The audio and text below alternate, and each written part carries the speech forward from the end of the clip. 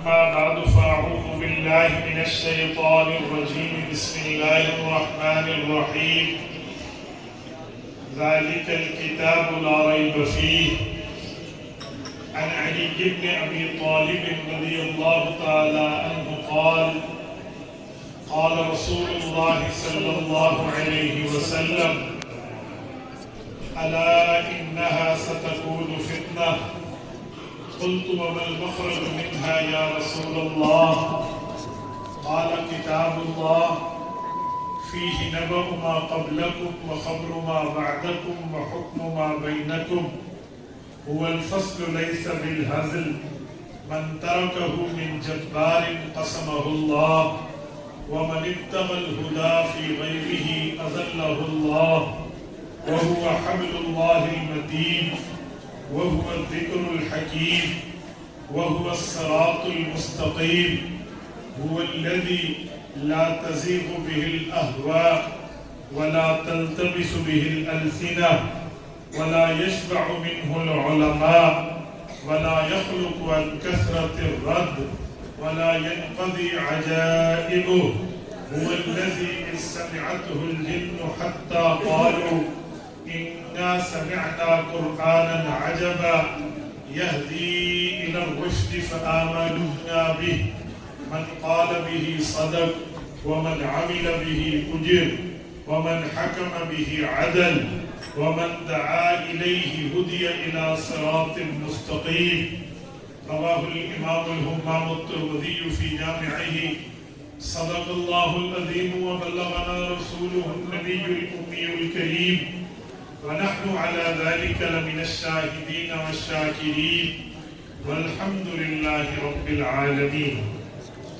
معزز دوستو، آج 9 دسمبر 2023 بروز ہفتہ ہے اور میں یہاں زندہ دلان لاہور میں شیخ الحدیث حضرت مولانا محمد شاہد جاوید دامت برکاتہ العالیہ کی دعوت پرخلوص پر آپ کی خدمت میں جامعۃ النور کے اندر موجود ہوں.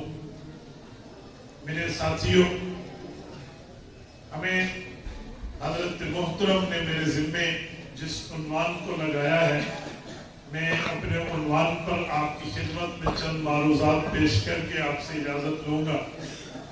بس آپ توجہ میری طرف رکھنا، انشاءاللہ رب کریم ہمارے وقت کو قیمتی بنائیں گے. میرے دوستو، آج مدرسے کے سالانہ جسے کہتے ہیں اینولی کانوکیشن، سالانہ دستار بندی کا پروگرام ہے.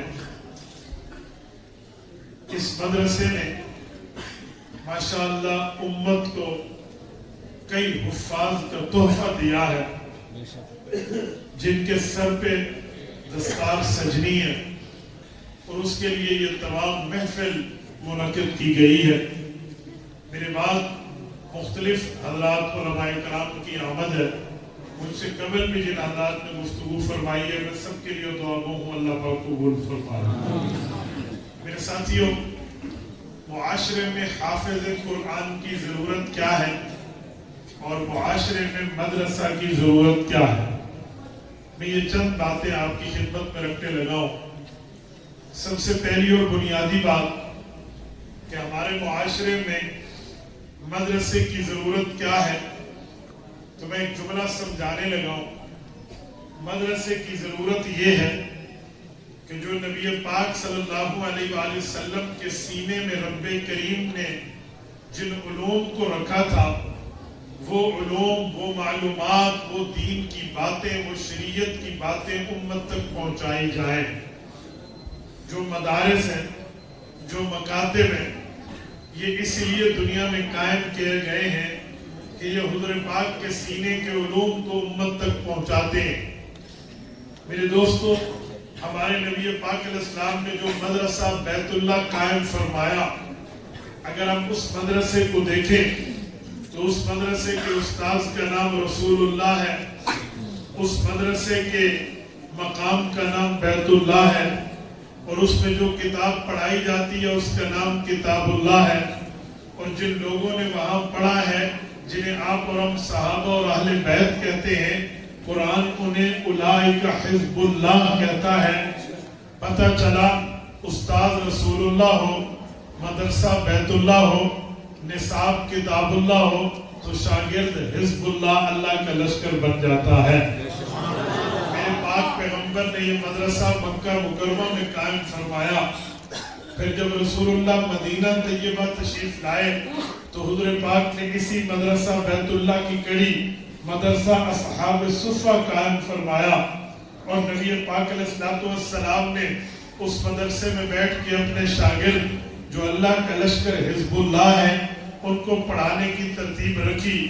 تو رب کریم نے فرمایا کہ جب 4 چیزیں تم نے جمع کر لی، استاد، شاگرد، مدرسہ اور نصاب، تو اب ضرورت امتحان کی آتی ہے کہ استاد نے کیا پڑھایا اور شاگردوں نے کیا پڑھا، اور نصاب کتنا مکمل ہوا، اور مدرسے میں آنے کا پیریڈ کتنا کیسے قائم ہوا۔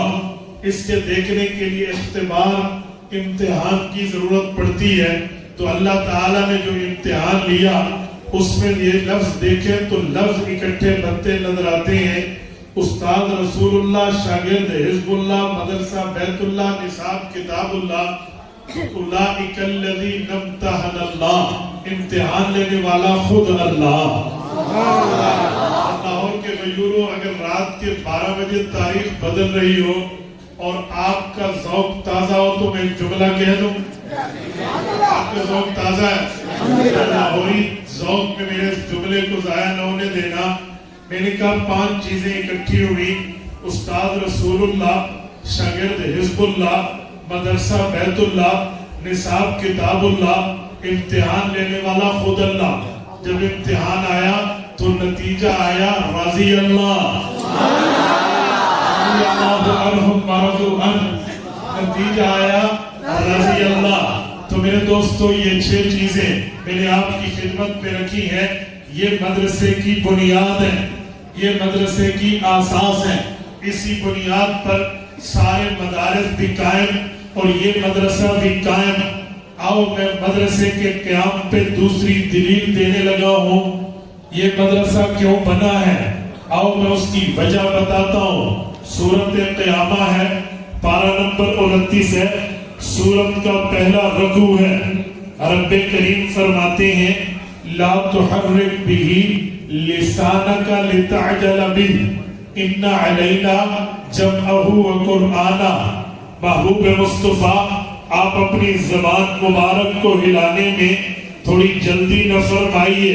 اگر آپ جلدی اس بنیاد پہ کرتے ہیں کہ یہ قرآن کا کیا ہوگا تو آپ بے فکر رہیں۔ ان علینا جمعہ وقرآنہ، اس قرآن کو جمع کرنا اور اس کو آگے پڑھوانا یہ ہماری ذمہ داری ہے۔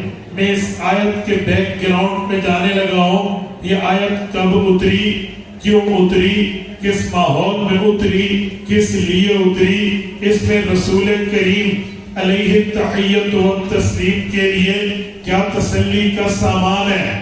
میرے دوستو وجہ یہ تھی، لاہور کے غیوروں جب قرآن اتر رہا تھا تو رسالت باب کی چاہت یہ تھی، حضور پاک علیہ السلام کی خواہش یہ تھی یہ قرآن یاد ہو جائے، اس قرآن کو ذہن میں بٹھا لیا جائے تاکہ اگلی نسلوں تک کلام پہنچایا جائے، اگلی نسلوں تک اللہ کی وحی پہنچائی جائے۔ تو حضور پاک نے ترتیب یہ اختیار فرمائی کہ جبرائیل پڑھتے، حضور پاک ان کے ختم ہونے کا انتظار نہ فرماتے، اس کے ساتھ ساتھ پڑھنا شروع کر دیتے۔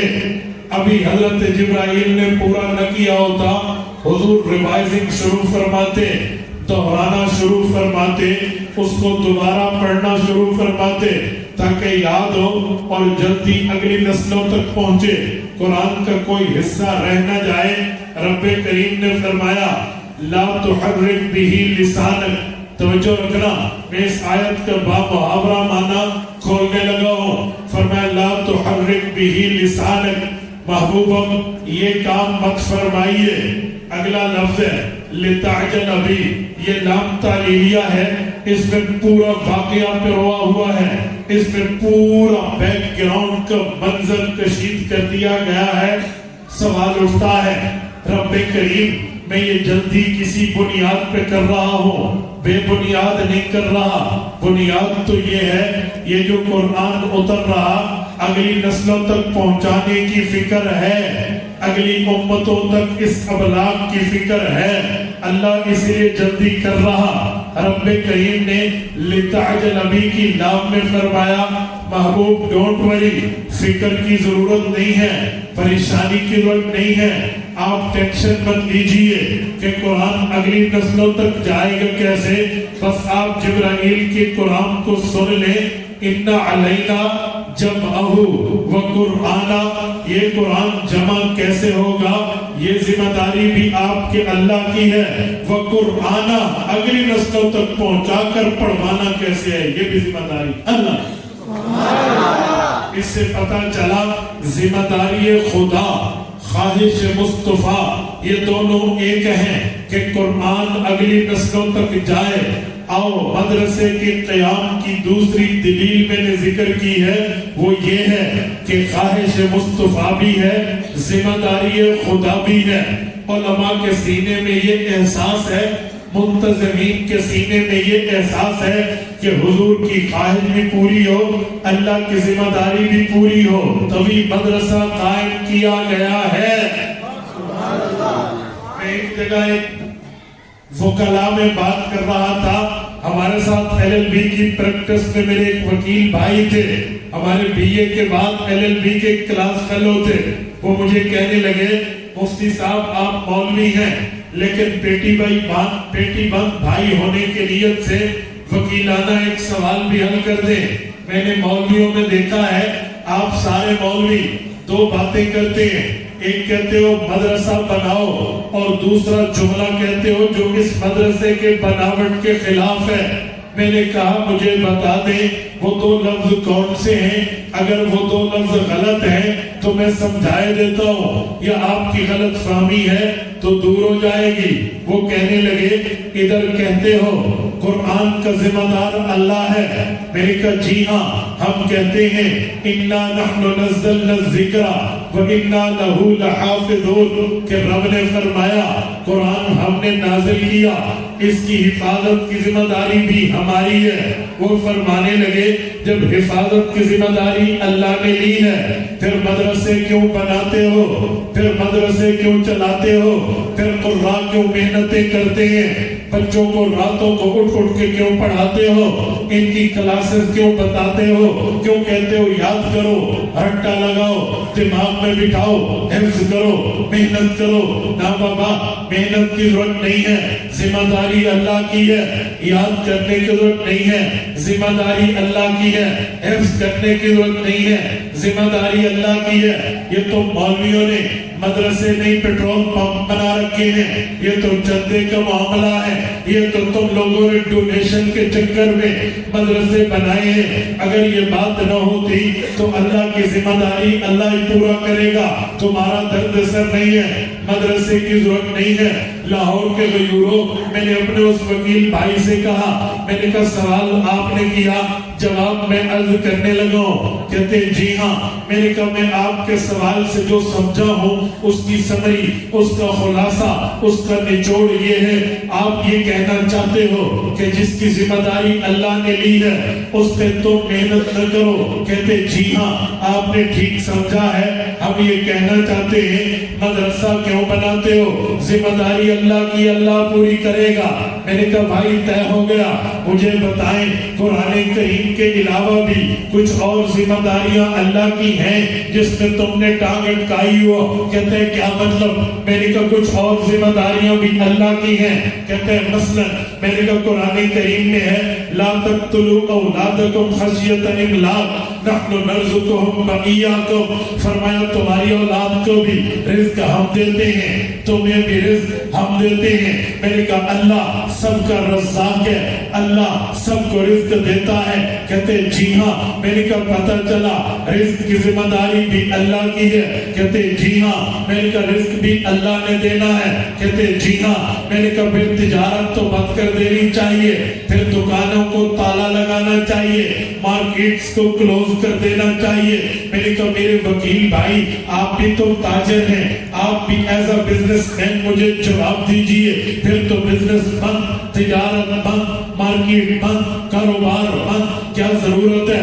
रिस्क की जिम्मेदारी अल्लाह की है, अल्लाह की पूरी करेगा। वो कहने लगा मुफ्ती साहब मौलवियों का काम है फंसाना, तो तुम दूसरों को बाद में फंसाते हो, मैं वकीलों में फंसूंगा नहीं, मेरे पास जवाब है। मैंने कहा बताइए। कहते हैं अल्लाह की जिम्मेदारी है, मैं मानता हूँ, लेकिन अल्लाह ने ऊपर से गंदम की बोरी नहीं लटकानी कि आओ ले लो। अल्लाह ने अकल भी दिया है, कुरान में रब ने कहा है अकल का इस्तेमाल करो। अफला यतदब्बरून, तुम सोचते क्यों नहीं हो? अफला यतफक्करून, तुम गौर व फिक्र क्यों नहीं करते? हमने गौर किया, हलाल कमाना चाहिए, बच्चों का रिस्क कमाना चाहिए, मेहनत करनी चाहिए। हमने दुकानें खोली, हमने बिजनेस किया, हमने कारोबार किया, हमने मार्केट्स खोली, हमने मंडियां बना के रख दी ताकि हलाल कारोबार होगा, हलाल कमाएंगे, अल्लाह की जिम्मेदारी पूरी होगी। मैंने कहा ये क्या बात हुई? तुमने हलाल क्यों कमाना है? जिम्मेदारी अल्लाह की है, अल्लाह देगा वही हलाल होगा। हलाल तो क्या अहल्लुल हलाल होगा, हलाल का भी हलाल होगा। मैंने कहा कारोबार न करो, मैं पतली गली से नहीं निकलने दूंगा। तूने बात मदरसे की है तो यहाँ मदरसे वाला मौलवी मेहनत न करे, कारी मेहनत न करे, हाफिज मेहनत न करे, जिम्मेदारी अल्लाह की है, तो रिस्क की जिम्मेदारी भी अल्लाह की है। तिजारत बंद, दुकान को ताला, कहते नहीं हम मेहनत करेंगे, जिम्मेदारी अल्लाह की पूरी होगी।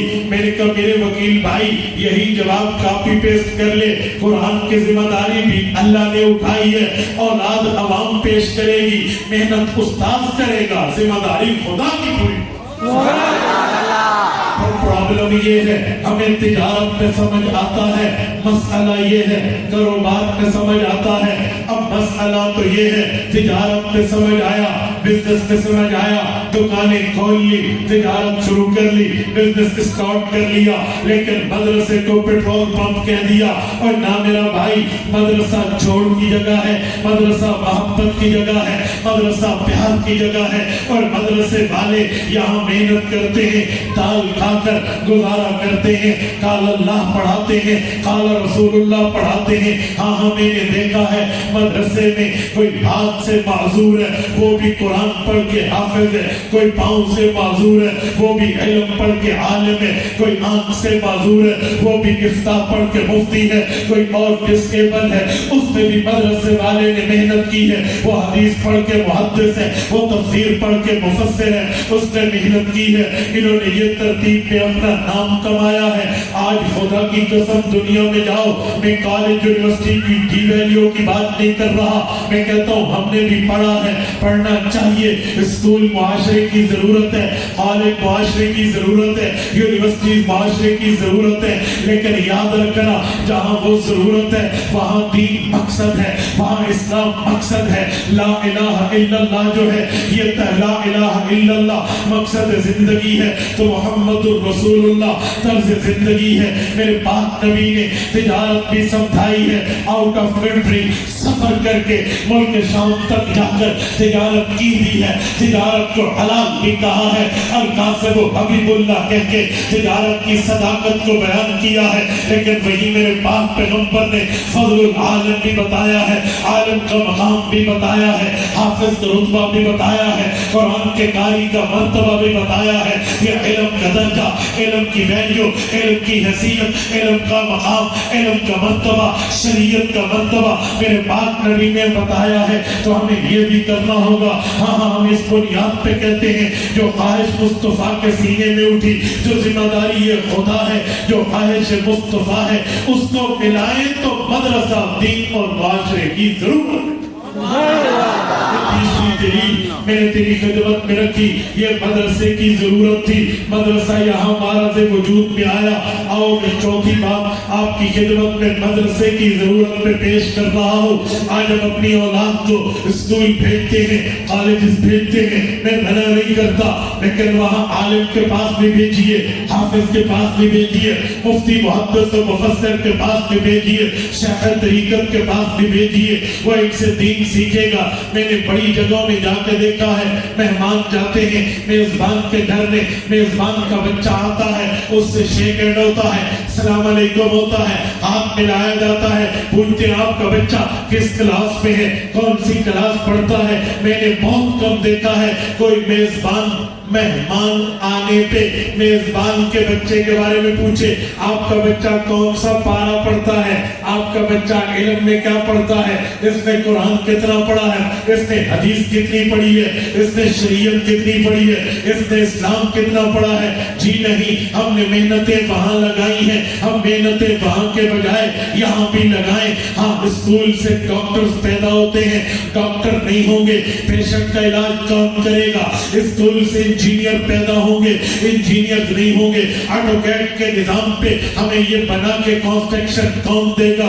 اسکول سے بیوروکریٹس پیدا ہوتے ہیں, بیوروکریٹ نہیں ہوں گے نظام آئے مملکت کیسے چلے گا. اسکول سے وکلا پیدا ہوتے ہیں, وکیل نہیں ہوں گے تو ہمارا آئین کانسٹیٹیوشنلی مسائل حل کون کرے گا. اور اسی طرح کالج یونیورسٹی اسکول سے ججز پیدا ہوتے ہیں, ججز نہیں ہوں گے تو ججز کے چیمبر میں ڈیسیژن کون لے گا.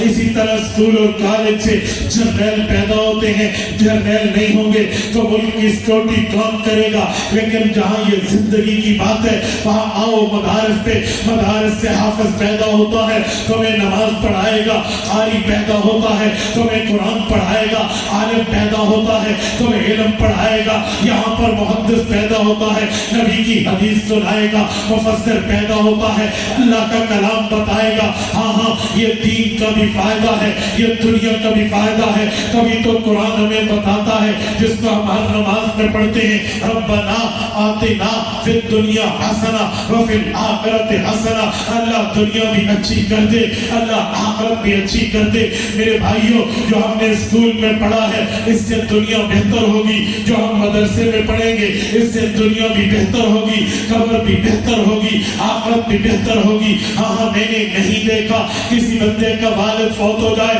تو وہ پرنسپل صاحب کو کال کر کے کہے اجی ڈبل میتھ اسٹیٹ کی تلاوت کرائیں, فزکس کی تلاوت کرائیں, آپ کیمسٹری میں بیالوجی میں تلاوت کرائیں, آپ وہاں کی انگلش میں کوئی تلاوت کا معاملہ کرائیں. جی نہیں, اس کی فون قاری صاحب کو آئے گی, مولانا کو آئے گی, حافظ صاحب کو آئے گی, میرا والد فوت ہو گیا, سورۃ یاسین پڑھ دے, سورۃ الرحمن پڑھ دے, سورۃ الملک پڑھ دے, اللہ کا قرآن پڑھ لے, نبی کا فرمان پڑھ لے. پتہ چلا اس کا فائدہ قبر پہ بھی جاتا ہے, اس کا فائدہ آخرت پہ بھی جاتا ہے. میرا مسلمان بھائی, اگر دنیا کی ضرورت اسکول اور کالج ہے تو دنیا آخرت کی ضرورت اللہ کا قرآن بھی ہے, نبی کا فرمان. یہ چار دلیلیں میں نے آپ کی خدمت میں رکھی ہیں. آؤ ذرا حافظ کے مقام پہ, حافظ کے مرتبے پہ, حافظ کے درجہ حیثیت و ویلیو پہ, اس کی حیثیت اور ویلیو کیا ہے, آؤ میں آپ کی خدمت میں اللہ کے قرآن کے پڑھنے والے کی بات کرنے لگا ہوں. میرے پاک نبی نے جو بات بتائی ہے وہ آپ کی خدمت میں پیش کر رہا ہوں. حضرت علی المرتضیٰ رضی اللہ عنہ کی روایت ہے, حضرت عبداللہ بن عمر رضی اللہ عنہما کی روایت ہے, حضرت معاذ جوہنی رضی اللہ تعالی عنہ کی روایت ہے. میں 3 حدیثیں آپ کی خدمت میں پیش کر رہا ہوں. ایک حدیث حافظ کا مقام بتاتی ہے, ایک حدیث حافظ کے پیرنٹس کا مقام بتاتی ہے, ایک حدیث حافظ کے فیملی ممبرز کا مقام بتاتی ہے. آؤ جو حافظ بنے گا اس کا بھی مقام سنو, جو حافظ بنے گا والدین کا بھی مقام سنو, جو حافظ بنے گا اس کی فیملی کا بھی مقام سنو. حضرت معاذ جوہنی رضی اللہ تعالی عنہ سے پہلے میں آپ کی خدمت میں پیش کر رہا ہوں حضرت عبداللہ بن عمر کی جامع ترمذی جلد نمبر 1 ابواب فضائل القرآن سے. حضرت عبداللہ بن عمر فرماتے ہیں میرے پاک پیغمبر نے فرمایا من قرأ القرآن وعمل بما فیہ, جو قرآن کریم پڑھے گا, قرآن پہ عمل کرے گا, قرآن کا حفظ کرے گا, اللہ تعالیٰ اس کو مقام دیں گے. جب یہ جنت میں آئے گا تو رب فرمائیں گے یقال لصاحب القرآن اقرأ ورتقِ ورتل كما كنت تردد في الدنيا فإن منزلك عند آخر آية تقرأ بها. فرمایا جائے گا اے حافظ تو بڑا اچھا قرآن پڑھتا تھا, دنیا میں بھی ٹھہر ٹھہر کے خوبصورت حسین محجبین دل نشین انداز میں تو کلام پڑھتا تھا, آج بھی پڑھ. وہ کہے گا اچھا ادھر بھی پڑھو تو مقام کیا ہے؟ فرمایا اقرا, قرآن پڑھنا تیرا کام ہے. ورتقے, رب کی طرف سے تجھے اسکیل لگیں گے, رب کی طرف سے تجھے درجے ملیں گے, رب کی طرف سے تجھے مرتبے ملیں گے, جنت میں مقامات بلند ہوں گے. فرتل, ٹھہر ٹھہر کے خوبصورت ترتیل کے حساب سے پڑھ, جب تو پڑھے گا درجہ ملے گا. حافظ کہے گا قرآن کی آیتیں تو کئی ہیں, قرآن کے پارے تو کئی ہیں, قرآن کے صورتیں تو کئی ہیں, قرآن میں تو بڑی آیات ہیں, درجے کتنے ہوں گے؟ کیونکہ دنیا کے درجے تو 22 اسکیل سنے ہیں, 22 اسکیل سے اوپر دنیا میں کوئی اسکیل نہیں ہے. تو حافظ پوچھے گا او بابا یہاں بھی 22 اسکیل ہے؟ فرشتہ کہے گا جی نہیں, یہ آخرت ہے, یہ عبدالعباد کی زندگی ہے. آج یہاں اللہ تجھے اجر دے گا. فإن منزلک عند آخر آیت تقرأ بها, تو آیت پڑھے گا درجہ بڑھے گا, آیت پڑھے گا اسکیل بڑھے گا, آیت پڑھے گا ایک درجہ اور ملے گا. جتنی آیات پڑھتا جائے گا اتنے درجے پاتا جائے گا.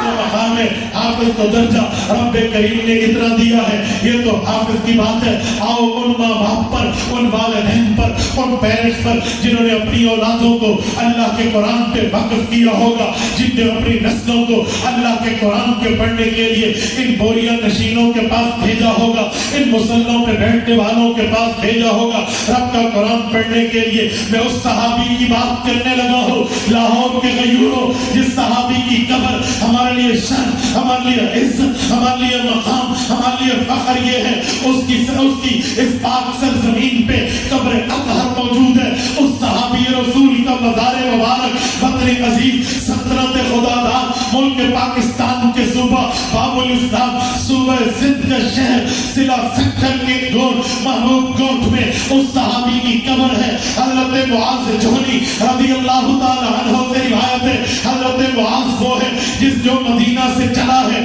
اور سعودیہ کراس کیا ہے, اس سے آگے اس نے سمندر کراس کیا ہے, پھر یمن مسجد کے راستے سے وہ ہندوستان میں داخل ہوا ہے. حضرت معاویہ کا دور تھا سن 43 ہجری کے اندر. اس صحابی رسول کی یہاں سکر آمد ہے, پھر ان کا انتقال ہے, ان کی وفات ہے. آج بھی اس کی قبر یہاں موجود ہے. اس صحابی کی روایت ہے میرے پاک نبی نے فرمایا جس والدین نے, جس امی اور ابا نے قرآن اپنے بچے کو پڑھایا ہوگا اللہ کے دربار میں آئیں گے اور بسوالدہ تاجا یوم القیامہ ذوقہ احسن من ذوق الشمس. رب کریم فرشتوں کو حکم دیں گے, ملائکہ کو امر ہوگا اے میرے فرشتوں جاؤ اس کے والدین کے سر پہ وہ تاج سلطانی رکھ دو جس تاج سلطانی کو دنیا کے بادشاہ ترستے تھے, دنیا کے بادشاہوں کی خواہش تھی پر وہ تاج ان کو نہ ملا.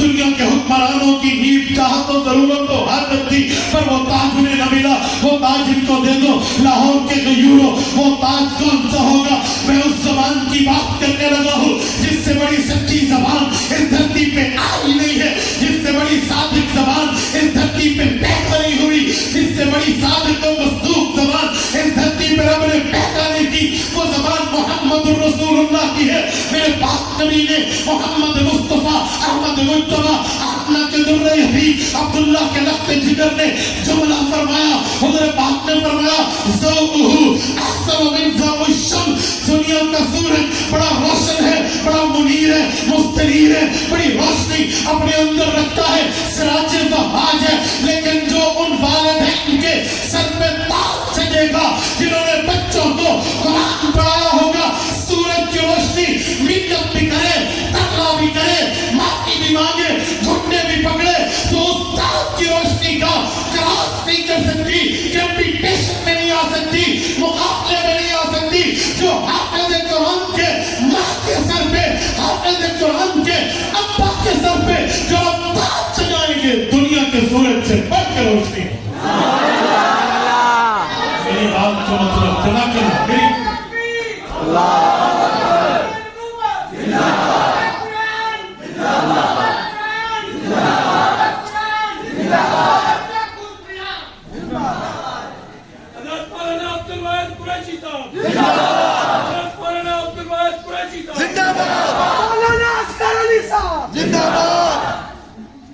میری بات کا مطلب قرآن کریم اتنا مقدس، اتنا مبارک، باسعادت، طیب، طاہر، اطہر، مطہر، وہ کلام ہے جس کلام کی وجہ سے ان والدین کے سر پہ تاج سج رہا ہے جنہوں نے ایک لفظ بھی حفظ نہیں کیا ہے، ایک لفظ بھی نہ پڑھا ہو قرآن کا حفظ کرنے میں، ان کے سر پہ سج رہا ہے۔ آؤ آج لوگ کہتے ہیں اپنے بچے کو کیا پڑھا رہے ہیں جی حافظ، مولویوں نے پیڑے پا دی دیا، کی کرے گا؟ سنو فیملی ممبرز، سنو خاندانیوں، سنو اس کے رشتہ داران، عزیزان، اقارب، آؤ یہ حافظ صرف حافظ نہیں ہے، یہ گولڈن اسپیرو ہے، تمہارے لیے سونے کی چڑیا ہے۔ آپ کو کیسے توجہ رکھنا، سیدنا حیدر کررا حضرت علی المرتضی رضی اللہ تعالیٰ عنہ ارشاد فرماتے ہیں، مسند میں روایت امام احمد لائے ہیں رحمہ اللہ، فرمایا حضرت علی نے جس نے قرآن پڑھا، قرآن پہ عمل کیا، قرآن کے حلال کو حلال جانا، حرام کو حرام جانا، کیا ہوگا؟ فرمایا وَشَفَّعَهُ مِنْ أَهْلِ بَيْتِهِ كُلُّهُمْ وَجَبَتْ عَلَيْهِ النَّارُ۔ ایک روایت میں 10، فرمایا وہ 10 بندے جو حافظ کے خاندان کے ہوں گے جہنم واجب ہو چکی ہوگی۔ کیا مانا؟ ان کے لیے جہنم میں پلاٹ اعلان ہو چکا ہوگا کہ یہ دوستی ہیں، جہنمی ہیں، ان کے نام پہ جہنم لکھ دیا چکی ہوگی، فرشتوں کو وہ رجسٹر تھما دیا گیا ہوگا جن میں جہنمیوں پہ گرفتاری کے بلیک وارنٹ جاری ہو چکے ہوں گے کہ انہیں پکڑو، جہنم میں ڈالو۔ جب حافظ آئے گا رب کریم اس کی مغفرت کا پیکیج اس کو دیں گے، فرمائیں گے جاؤ اپنے خاندان کے 10 ان بندوں کو، نمازیوں کو نہیں، روزہ دار کو نہیں، اس طرح تہجد گزار کو نہیں، شب بیدار کو نہیں، ان گناہگاروں کو لے کر آؤ جن پہ جہنم واجب ہے، تو ان پہ انگلی رکھتا جائے گا، میں انہیں جنت دیتا ہے۔ کلہم وجبت علیہ النار۔ میں نے 3 باتیں، مقام حافظ، مقام والدین، مقام خاندان، اتنا مقام اس حافظ کا، اتنا مرتبہ اس حافظ کا، یہ درجہ اس حافظ کا۔ سنو میں ایک جملہ کہتا ہوں، آج جب کاروبار بڑھ جائے پھر مجھے FBI کا نوٹس آ جائے گا، مجھے گوشوارے فل کرنے ہیں، تو میں ایک لیگل ایڈوائزر رکھتا ہوں۔ کیا مانا؟ لیگل ایڈوائزر کا مانا جو کانسٹیٹیوشنلی، آئینی، بائی لا، بائی بک طریقے سے میری آئینی رہنمائی کرے گا کہ یہ کرو، یہ کرو، یہ کرو، تاکہ میں کاروبار کی پیچیدگیوں سے بچ پاؤں۔ اوکے، اب رکھتے ہیں لیگل ایڈوائزر، بیمار ہو جائے تو بندہ ہیلتھ ایڈوائزر رکھتا ہے اپنی صحت کے لیے، لیکن میں حیران ہوں اپنے لیے قیامت کا سفارشی، یہ قیامت کا ایڈوائزر حافظ اپنے خاندان میں کیوں نہیں رکھتے؟ لیگل ایڈوائزر ہم رکھتے ہیں، یہ مجھے مشورے دے گا، میرا کاروبار ٹھیک چلے گا۔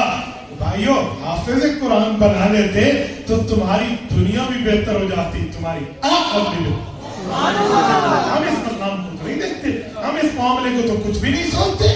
میرے دوستوں میں حیران ہوں، ماشاءاللہ جامعہ کے حالات نے لکھا، میری پکا بھی ٹھیک ہے تو دیکھ کے بھی کہتے ہیں یہ 6 مرلے جگہ خریدی گئی ہے، اچھا 16 مرلے جگہ خریدی گئی ہے جس کی قیمت 1,75,00,000 ہے، اور اس کا انتظام ان میں سے 1,25,00,000 کا ہو چکا ہے، 50 لاکھ کا انتظام باقی ہے۔ یہ 50 لاکھ کا صرف انتظام باقی نہیں ہے، جنہوں نے تعاون کرنا ہے ان کے لیے 50 لاکھ کے حصوں میں جنت کا انتظام باقی ہے۔ سلام ہے اس مال کو جو دین پہ خرچ ہو، سلام ہے اس پیسے کو جو اسلام پہ خرچ ہو، سلام ہے اس مال کو جو مال دین کے معاملات میں۔ میرے دوستو دین قربانی مانگتا ہے، پیسہ ہے تو پیسہ دیں، عمر ہے تو عمر دیں، آپ کے پاس وقت ہے تو وقت دیں، آپ کے پاس مال ہے تو مال لگائیں، جان ہے تو جان لگائیں، اولاد ہے تو اولاد لگائیں۔ ہمارے بزرگ تھے، ان سے کسی نے پوچھا، اس نے آ کر کہا کہ میرے پاس نہ کوئی مال ہے نہ کوئی اولاد ہے، میں کیا کروں؟ انہوں نے کہا 10 منٹ اللہ کے گھر میں آ کے جھاڑو لگا دیا کر، وقت تو ہے تیرا۔ اتنی بڑی آپ کو نہیں پتا، مسجد نبی کی ایک خاتون صفائی کرتی تھی، تو جب وہ وفات پا گئے تو نبی علیہ السلام اس کی قبر پہ دعا کے لیے گئے، تو تو بڑا مقام ہے. سلام ہے ان کو جو اس تعاون میں حصہ بنے. میرے ساتھیوں میں بات کر رہا تھا رب کریم کے معاملات پر کہ مدرسے کا مقام بھی ہے, مدرسے میں پڑھنے والوں کا مقام بھی ہے. یہ مدرسہ اس لیے بنا ہے کہ ان کے دل میں خواہش مصطفیٰ کا احترام ہے, ذمہ داری خدا کا احترام. اس کو اپنائیں, ان کے معاملات ان کے دست و بازو بنے. انشاءاللہ تعالی کل قیامت میں اللہ ہمیں بھی بہتری دے گا, ہماری نسلوں کو بھی. کریں گے انشاءاللہ یا نہیں کریں گے؟ اور میرے ساتھیوں اس عنوان کے ساتھ تیسرا عنوان انہوں نے جو میرے ذمہ لگایا, میں پارٹ نمبر 3 تھرڈ پارٹ پہ اور اینڈ اور لاسٹلی پارٹ پہ آپ کی خدمت میں آ رہا ہوں. میرے دوستو, صرف عالم دین کا معاملہ یہاں تک نہیں ہے کہ وہ صرف دین پڑھائے اور دین سمجھائے, بلکہ اللہ توفیق دے تو وہ اس دین کے نافذ کرنے کے لیے بھی ملک کی تقدیر اور اس کی باغ ڈور میں اپنے حصے کو رکھے. کیسے میں توجہ دینے لگا ہوں. آؤ میں حدیث پاک, بلکہ پہلے آیت پڑھ دیتا ہوں. جزاک اللہ, توجہ. حضرت کی میں سوال کا جواب بھی عرض کرتا ہوں. قرآن کریم میں اجعلنی علی خزائن الارض, سورۃ نمبر 12 سورۃ یوسف میں. اس کا مطلب حضرت یوسف علیہ السلام نے وزارت خزانہ لی ہے. قرآن کریم میں ہے وسلیمان الریح قطوفها شہر ورواحها شہر. نظام ہے سلطنت کو حضرت سلیمان علیہ السلام نے سنبھالا ہے. یا داؤد انا جعلناک خلیفۃ فی الارض, زمین کے انتظام و انصرام کے معاملات, ملک کے معاملات, کارہائے سلطنت و مملکت کے معاملات حضرت داؤد علیہ السلام نے سنبھالے ہیں. قرآن کریم کی یہ 3 آیات وقت کے نبی کو سیاست اسلامیہ کا ذمہ دار بتاتی ہے. آؤ ذرا حدیث پاک صحیح بخاری جلد نمبر 1 کتاب الانبیاء باب حدثوا عن ذکر بنی اسرائیل ولا حرج. اس کے تحت صحابی رسول حضرت ابو ہریرہ رضی اللہ تعالیٰ عنہ کا فرمان موجود ہے. حضور پاک علیہ السلام نے فرمایا کانت بنو اسرائیل تسوسهم الانبیاء کلما هلك نبی خلفه النبی وانه لا نبی بعدی فسیکون بعدی خلفاء فیکثرون. فرمایا لوگو, انبیاء کرام زمین پر نبی بن کے تشریف لاتے تو وہ صرف نبی نہ ہوتے, تسوسهم الانبیاء, وہ نبی بھی ہوتے, اسلامی سیاست دان بھی ہوتے. یہ میرے پاک نبی نے فرمایا. اور فرمایا انہ لا نبی بعدی, میرے بعد نیا نبی پیدا نہیں ہو. ختم نبوت کی بات فرمائی. تو صحابہ کرام نے اس سوالیہ نظروں سے چہرہ مصطفیٰ کو پڑھا کہ جب آپ کے بعد نبوت ختم ہے تو کیا اسلامی سیاست بھی ختم ہے؟